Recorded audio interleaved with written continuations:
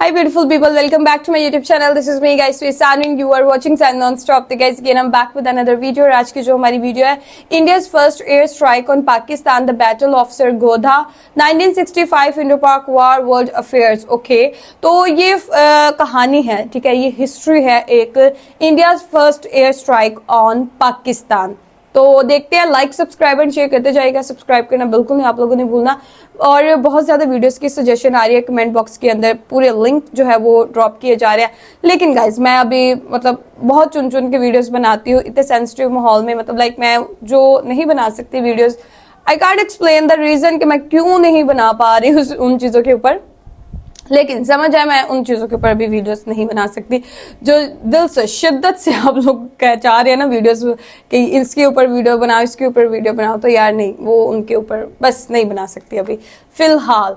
ठीक है, तो फटाफट से वीडियो की तरफ चलते हैं और लेट्स स्टार्ट द वीडियो। और ये वैसे मेरी मामा ने कुछ बना ये ना वो गर्मियों के अंदर ना ये वो बनाते हैं ड्रिंक, आई डोंट नो अब आपकी लैंग्वेज में इसको क्या बोलते हैं, हमारी लैंग्वेज में इसको सत्तू बोलते हैं ये।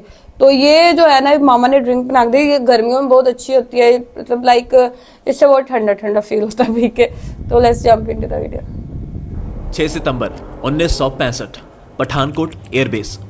सूरज ढलने को आया था और सभी आने वाले पल से बेखबर होकर अपने काम से लौट रहे थे।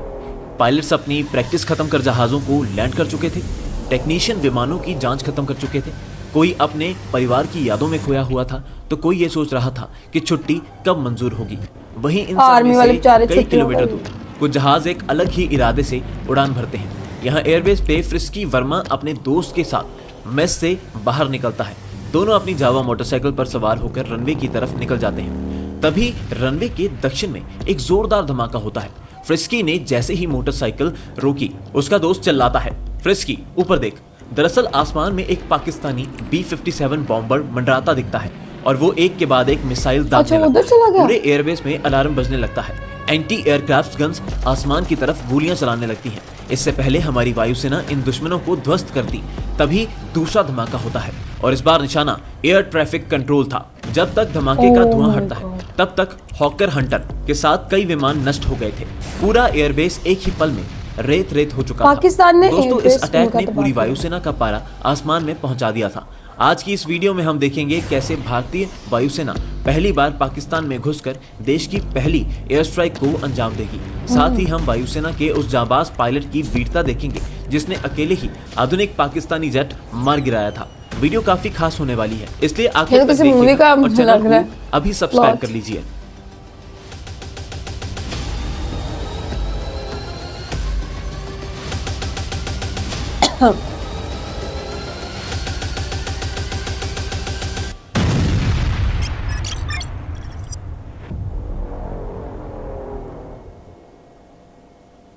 हमले के बाद देर रात 10 बजे एयर मार्शल अर्जुन सिंह एक हाई लेवल मीटिंग बुलाते हैं। मीटिंग में बैठे हर अफसर पाकिस्तान को उसकी औकात दिखाने के लिए उग्र बैठता था। करीब 2 घंटे तक मीटिंग चलती है और अलग अलग विकल्प सामने आते हैं। कोई कहता है फौज की मदद से पाकिस्तान में घुस जाते हैं, कोई कहता है पाकिस्तान के लिए भारत की एयर स्पेस ब्लॉक कर देते हैं, तो कोई कहता है कि पाकिस्तान के एयरफोर्स हेडक्वार्टर्स पर ही अटैक कर देते हैं। एक बार जब हर कोई अपने विकल्प बता देता है तब एक नौजवान की आवाज इस कमरे में गूंजती है, सर पाकिस्तान के सबसे अत्याधुनिक जहाज सरगोदा एयरबेस पर होते हैं, हमें पाकिस्तान में घुसकर सरगोदा पर अटैक कर देना चाहिए। ये सुन सारे अधिकारी कुछ पल के लिए हैरान हो जाते हैं क्योंकि सरगोदा में पाकिस्तान की सिक्योरिटी सबसे ज्यादा सख्त थी और वहां जाना खुद को मौत के गले लगाने जैसा था। इतने दिग्गज अफसरों के होने के बावजूद ये सुझाव एक 36 साल के अफसर ने दिया था, इसलिए भी कोई इस पे भरोसा नहीं दिखाता है। मगर अर्जुन सिंह इस चुप्पी को तोड़ते हुए कहते हैं, मुझे लगता है इस आइडिया में दम है और इस जवान अफसर की तरफ देखते हुए हम ही भरते हैं। ये नौजवान एक बहुत काबिल अफसर ओमी तनेजा थे, इसी कारण इतनी हाई लेवल मीटिंग में इन्हें बैठने का मौका भी दिया गया। तनेजा के प्लान को मंजूरी देने के बाद अर्जुन सिंह कहते हैं कि सितंबर सुबह 5 बजे इस ऑपरेशन को अंजाम दिया जाएगा और इसकी कमान ओमी संभालेगा। दोस्तों, इसके बाद भारतीय वायुसेना अपने सबसे दिलदार ऑपरेशन की तैयारी में जुट जाती है। पाकिस्तान को धूल चटाने से पहले ये जरूर जानते हैं कि आखिर पाकिस्तान ने पठानकोट एयरबेस पर हमला ही क्यों किया था। अगस्त 1965 अपनी आदत से लाचार पाकिस्तान एक ऑपरेशन जिब्राल्टर चलाता है। जिसके तहत जम्मू कश्मीर में गुप्त रूप से हजारों ये घुसपैठियों बुक्स को के अंदर भी भेजा हमारी जाता है। मेंशन। उनका सिर्फ एक काम था कि कश्मीर में दंगे करना और इंडियन आर्मी के मनोबल को तोड़ना, मगर कश्मीरी लोगों की तरफ से इन घुसपैठियों को कोई सपोर्ट नहीं मिलता है, इसलिए ये ऑपरेशन बुरी तरह फेल हो जाता है। उल्टा भारत को इस साजिश का पता चल जाता है, जिससे हमारे और पाकिस्तान के बीच तनाव बहुत बढ़ जाता है। पाकिस्तान फिर भी अपनी करतूतों से बाज नहीं आता और 1 सितंबर 1965 को ऑपरेशन ग्रैंड स्लैम के तहत जम्मू के अखनूर सेक्टर पर हमला कर देता है। असल में ये सेक्टर कश्मीर के लिए भारत की एक महत्वपूर्ण सप्लाई लाइन थी और पाकिस्तान का इरादा था कि यहाँ कब्जा करके सप्लाई और कम्युनिकेशन लाइनों को काट दिया जाए। इसके बाद वो आसानी से कश्मीर पर कब्जा कर सकता है। पाकिस्तान की इस प्लान में सिर्फ एक अड़चन थी और वो था पठानकोट एयरबेस। दरअसल पठानकोट एयरबेस में फ्रेंच मेड डसॉल्ट और ब्रिटिश मिड हंटर जैसे उस समय के सबसे अत्याधुनिक जहाज खड़े थे।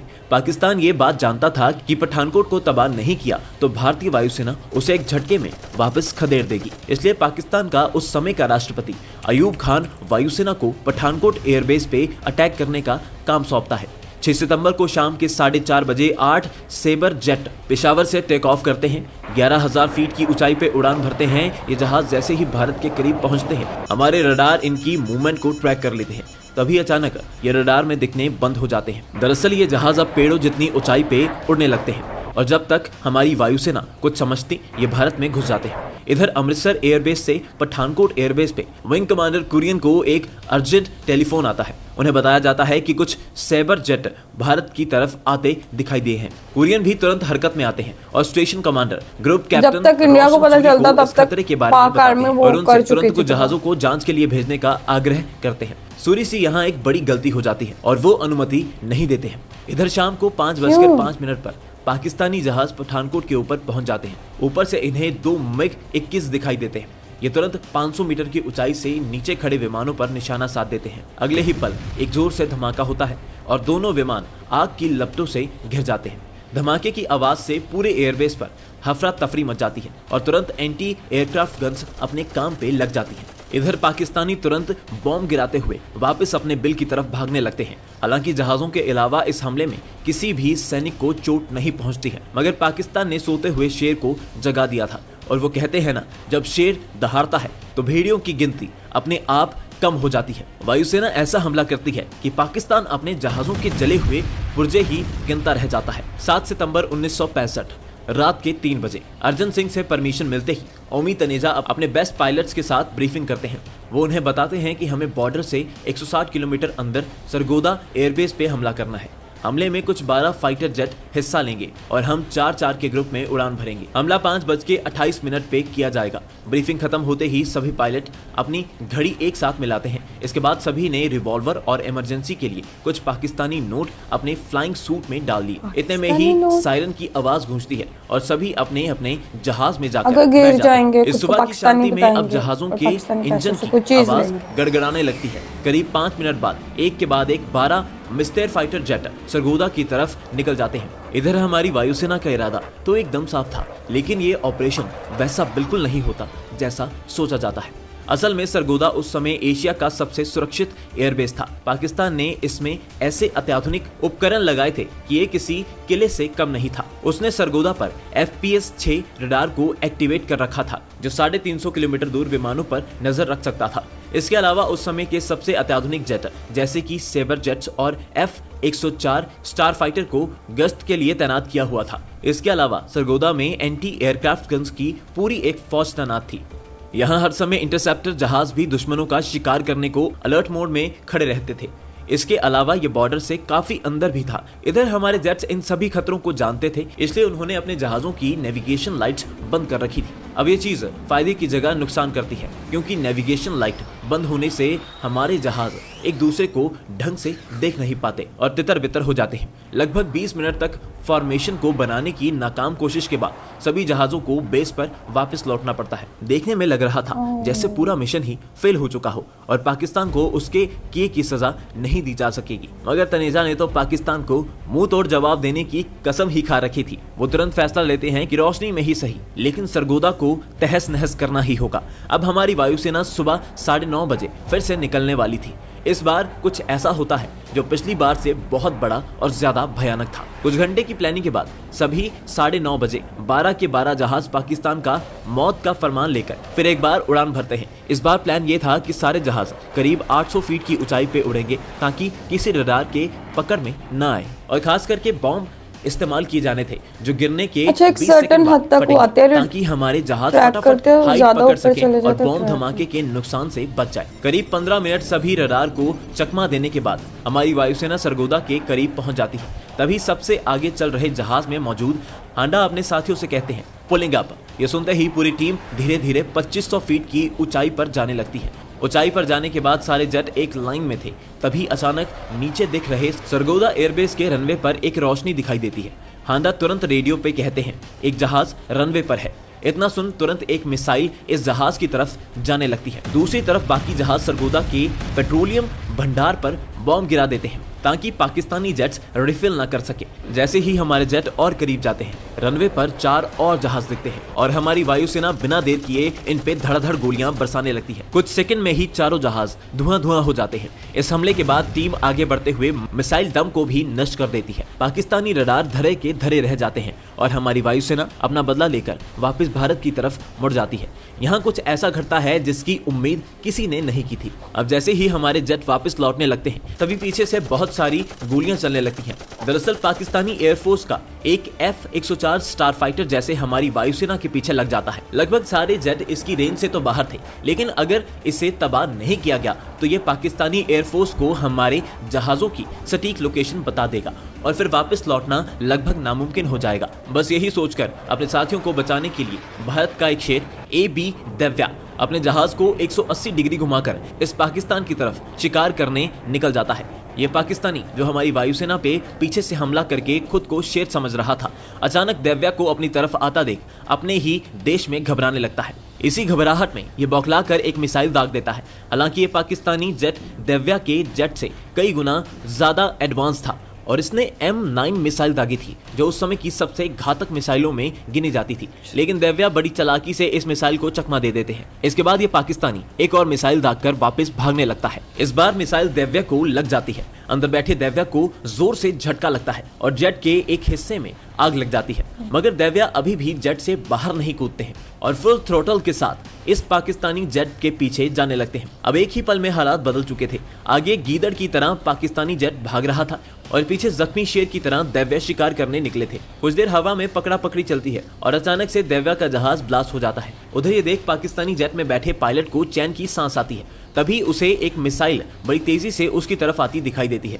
वो कुछ हरकत करता उससे पहले ही वो उसके जहाज से टकराती है और अगले ही पल एक जोर से धमाके के साथ पाकिस्तानी जेट हवा में प्लास्टिक के खिलौने की तरह बिखर जाता है। इधर दिव्या अपने साथियों की रक्षा में समय रहते जहाज से बाहर नहीं निकल पाते और देश सेवा में वीरगति को प्राप्त हो जाते हैं। हमारी वायुसेना के बाकी सभी जेट तो सही सलामत भारत पहुंच जाते हैं और पाकिस्तान अपने सर के शान सरगोदा एयरबेस को एक काली जली हुई मिट्टी के ढेर के रूप में पाता है। बाकी दोस्तों, दिव्या की वीरता तो बहुत सालों तक एक रहस्य ही बनी रही, लेकिन साल 1979 में द एयर वॉर ऑफ 1965 के नाम से किताब छपती है जिसमें दिव्या का जिक्र था। इसके अलावा तनेजा और बाकी अफसरों की बहुत सारी चिट्ठियों के बाद अंततः साल 1988 में भारत सरकार दिव्या की वीरता को वॉर हिस्ट्री में दर्ज करती है और उन्हें मरणोपरांत महावीर चक्र से नवाजा जाता है। दोस्तों, ये थी हमारी वायुसेना की एक ऐसी कहानी जिसने भारत का नाम तो रोशन किया, बस कभी रोशनी में ना आ सकी। कमेंट करके बताओ आपको ये ऑपरेशन कैसा लगा। ओके गाइस, ये सारी ऑपरेशन की वीडियो थी, ठीक है। एयर स्ट्राइक का जो 1965 के अंदर जो है वो पहले पाकिस्तान ने किया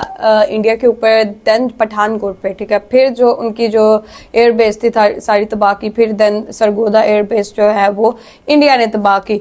और इसके अंदर मैं एक चीज बोलना चाहूंगी, किसी एक कंट्री की आर्मी की बात नहीं कर रही, दोनों कंट्री की आर्मी की बात कर रही हूँ कि जब से ये चीजें सारी स्टार्ट हुई हैं तब से दोनों आर्मीज जो है ना एक दूसरे के साथ, दोनों कंट्रीज का आपस में बनती नहीं है। मतलब लाइक लड़ाई झगड़ा हमारे पैदा होने से पहले, जब से इंडिया पाकिस्तान बना तब से की लड़ाई झगड़े इनके दरमियान, वॉर वगैरह मतलब स्टिल ऑन गोइंग है, चल रही है। और मुझे लगता है कि ये सारी चीजें कभी नहीं खत्म होंगी, बिकॉज दोनों कंट्रीज जो है ना आपस में मतलब बहुत ज्यादा जो है ना अब दूरियां आ चुकी हैं। और अभी रिसेंटली ये चीज हम लोगों ने देखी कि किस तरीके से जो है इंडिया पाकिस्तान ने एक दूसरे के साथ जो है वो वॉर करना स्टार्ट कर दी थी, और फिर जो है वो ट्रम्प साहब आ गए, सीज फायर डिक्लेयर हो गया था। लेकिन उसके अंदर ना कुछ न्यूज़ेस, फेक न्यूज़ेस लाइक आती है। अब इसके अंदर उन्होंने बताया कि पहले उन्होंने वो हमारे एयर स्पेस में आए, ठीक है, और जो है पठानकोट को एयर बेस जो थी सारी तबाह की, फिर ये लोग गए, इंडिया वाले गए, फिर वहां की सरगोदा की एयरबेस तबाह की। तो ये न्यूज़ेस मतलब ये बहुत पुरानी बात है। लेकिन अभी बताया जाता है कि भाई इंडिया के जहाज इधर आए, उन्होंने मार दिया, पाकिस्तान के जहाज उधर गए, उन्होंने मार दिया। ना इंडिया का जहाज इधर आया, ना पाकिस्तान का कोई जहाज आया। आल्दो कि मतलब इंडिया ने यहाँ पर 6 और 7 की रात के दरमियान जो है वो अपने मिसाइल्स भेजे थे, यहाँ पे डिजास्टर हुआ, पाकिस्तान ने फिर रिटेलिएट किया, वहां पर भी गए। लेकिन इंडिया और पाकिस्तान ने अपनी अपनी एयर स्पेस जो थी वो यूज की थी। कोई भी किसी की एयर स्पेस के अंदर नहीं गया। मतलब लाइक इंडिया के अंदर रहकर उन्होंने मिसाइल की रेंज इतनी थी कि मिसाइल्स जो थे वो वहां पर गए। पाकिस्तान ने भी अपनी एयर स्पेस यूज की और वहां से ही मिसाइल जो थे या ड्रोन वगैरह जो थे वो वहां पर इंडिया के अंदर जो है वो शूट की, इंडिया के अंदर भेजे थे। तो मतलब इस तरीके से हुआ है, दोनों कंट्रीज ने अपनी अपनी एयर स्पेस यूज की है। मतलब कुछ फेक न्यूज़ ऐसी आती है कि वहां इतने जेट्स चले गए, इंडिया के इतने जेट्स यहाँ पे आ गए, दिस एंड दैट। सब ने अपनी अपनी एयर स्पेस यूज करके जो है ये सारी चीजें की थी। अच्छा, और मैं एक चीज देख रही थी कि यार आर्मी वालों की क्या ही लाइफ होती है। मतलब अपनी पर्सनल लाइफ उन लोगों की कुछ नहीं होती। उनको क्या करना होता है कि उनको सिर्फ और सिर्फ अपनी कंट्री के लिए लड़ना होता है। उनका फर्स्ट लव जो होता है ना उनकी कंट्री ही होती है। किसी भी आर्मी की बात कर लो, मैं किसी एक पाकिस्तानी इंडियन आर्मी नहीं बल्कि वर्ल्ड वाइड देख ले, कोई भी आर्मी है ना तो उसका फर्स्ट लव उसकी कंट्री होती है। उसको पता भी होता है कि मेरे घर में मेरे पेरेंट्स हैं, मेरी बीवी है, मेरे बच्चे हैं, ठीक है, लेकिन फिर भी वो अपने मुल्क के लिए जो है ना वो कुर्बान हो जाता है। उसको सिर्फ ये चीज होती है कि मुझे जो है वो अपनी कंट्री को सिर्फ सिक्योर करना है। तो मैं इसलिए कहती हूँ कि आर्मी की जो है वो बहुत रिस्पेक्ट किया करे। आपकी कंट्री की आर्मी है तो आप लोग अपने घरों के अंदर जो है वो आजादी के साथ जो है वो घूम फिर रहे हैं, सही है, आप अपनी लाइफ एंजॉय कर रहे हैं। चाहे वो गर्मी में धूप में बॉर्डर्स के ऊपर सड़ते हैं, सर्दी गर्मी बर्दाश्त करते हैं, अपनी जान हथेली पर रख के जो है वो चलते हैं। अब पीछे देखे ना, वॉर्स कुछ भी नहीं, वॉर के अंदर जीत हार कुछ भी नहीं होती। ठीक है, कंट्री जीत जाती है, दूसरी हार जाती है, ऐसी चीजें होती है, लेकिन वॉर अपने पीछे क्या छोड़ती है? एक बेवा वाइफ, एक यतीम बच्चे छोड़ जाती है, ठीक है, और माँ को जो है वो उसका बेटा कुर्बान हो जाता है देश के लिए, ठीक है।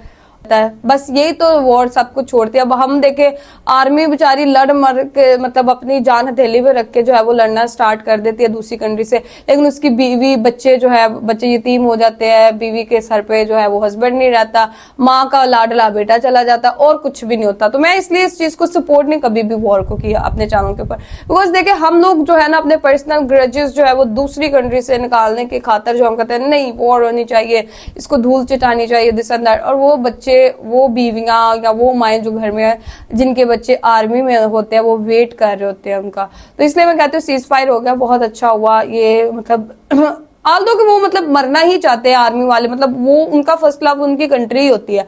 वो कहते हैं कि हम अपनी कंट्री के ऊपर जान कुर्बान कर दे, बाकी हमारा कुछ नहीं है, खैर है। लेकिन पीछे उनके घर वाले उनका वेट कर रहे होते वो, और वो समटाइम मैं देखती हूँ वो लास्ट मैसेज जो होता है ना आर्मी वालों का अपने घर वालों के लिए जब वो मरने से पहले करके जाते हो, मतलब इतना वो, मैं कहती हूँ घर वाले वो लास्ट मैसेज पढ़ के क्या मतलब उनके ऊपर क्या गुजरती होगी, और वो बार बार वो मैसेजेस वो ही रीड कर रहे होंगे इंडिया पाकिस्तान की आर्मी के जितने भी घर वाले होंगे। तो मेरे ख्याल से जो है वो सीज फायर हो गया, अच्छा है, ज्यादा डिजास्टर, ज्यादा लोग नहीं मरे, बिकॉज अगर वॉर ज्यादा देर तक चलती तो न्यूक्लियर का भी आप लोगों को पता है ना खतरा था, और अगर ये सारी चीजें हो जाती तो फिर आम लोग, आर्मी वाले क्या, दूसरे बच्चे, छोटे बड़े, सबका नुकसान होना था।